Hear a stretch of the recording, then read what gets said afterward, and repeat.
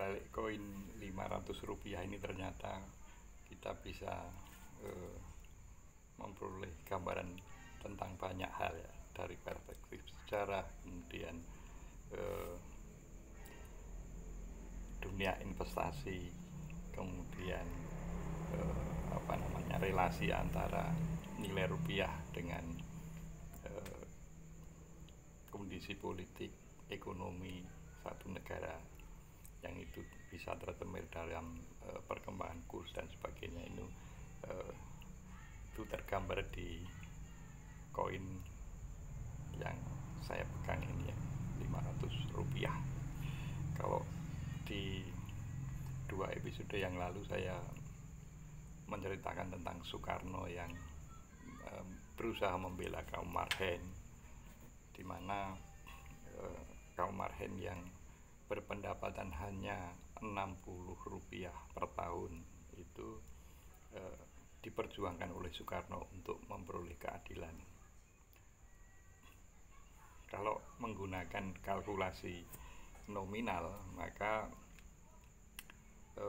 untuk mencapai angka Rp500 ini, dulu kaum marhen itu perlu waktu 7 tahun. Itu pun belum sampai Rp500, karena kalau Rp60 per tahun berarti kalau 7 tahun baru 420, belum sampai Rp500. Bergerak ke era sekarang, kemarin barusan saya berbuka puasa di satu warung angkringan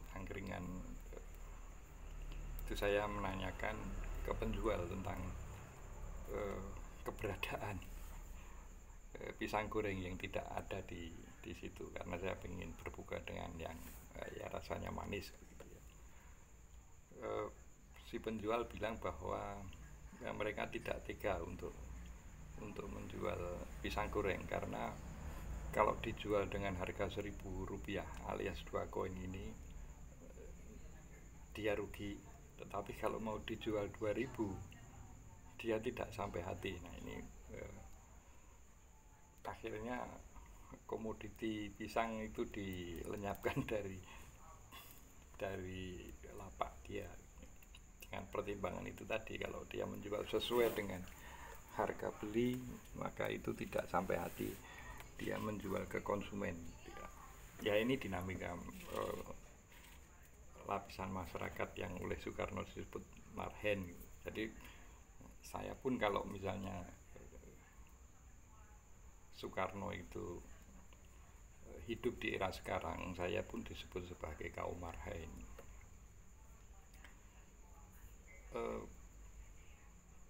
Kalau kita kaitkan dengan dinamika ekonomi modern yang kemudian kita coba terapkan di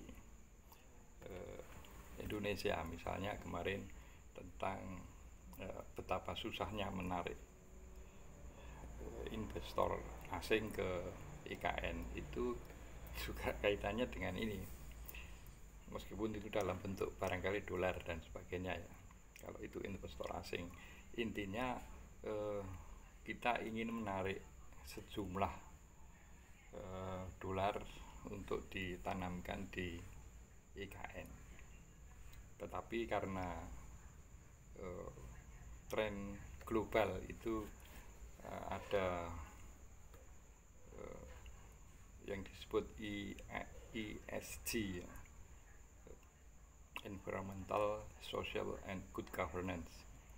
Jadi ada dari tren investasi di tingkat global itu mensyaratkan adanya unsur lingkungan, unsur sosial, dan tata kelola yang baik. Itu suatu negara yang ingin menarik investasi harus mengupayakan iklim sesuai dengan tuntutan investasi global. Saya kira ya itu lumrah. Jadi ya, kalau ada satu pemerintahan yang tidak memperhatikan ESG tadi, ya saya kira sulit untuk menarik investasi asing terutama ya. Nah ini sebetulnya kalau dikalibrasi begitu ya sebenarnya hanya 500 kali sekian sebagaimana itu dibutuhkan di IKN. Nah ini semua bisa kita teropong lewat uang 500 rupiah ini yang kalau dibalik itu ada simbol Garuda Pancasila yang itu harus menjadi energi bangsa ini untuk menatap masa depan baik dari sisi ekonomi, politik, dan hukum. Salam konstitusi.